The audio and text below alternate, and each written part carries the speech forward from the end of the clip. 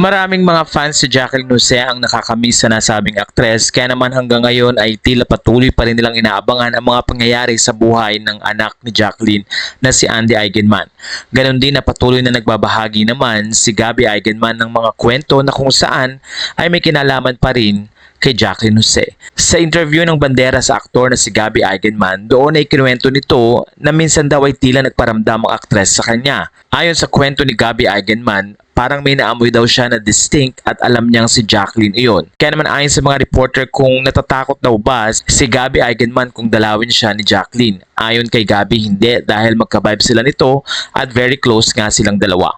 Ilang mga pahayag din ang sinabi ni Gabby na patuloy niyang aalagaan ang mga naiwan ni Jacqueline Jose dahil si Gabby ang tumatayong isa sa tila pinakakuya nga sa magkakapatid.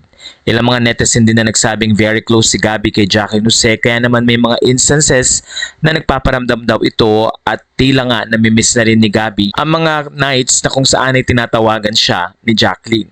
Naibahagi din ni Gabby na nung time na nanalo sa Cannes bilang Best Actress, si Jacqueline Jose ay may ikinuwento pa si Jacqueline. Sa isang kwento ni Gabby ay ibinahagi din niya ang pagkakataon ng manalo nga sa Cannes Film Festival ng Best Actress si Jacqueline Jose at nagkaroon nga daw ito ng time na makausap ang Hollywood actress na si Kirsten Dunst. Ayon sa mga fans, namimiss nila ang pag-arte at mga proyekto pa sanang pwedeng gawin ni Jacqueline dahil nawala nga ito ng maaga.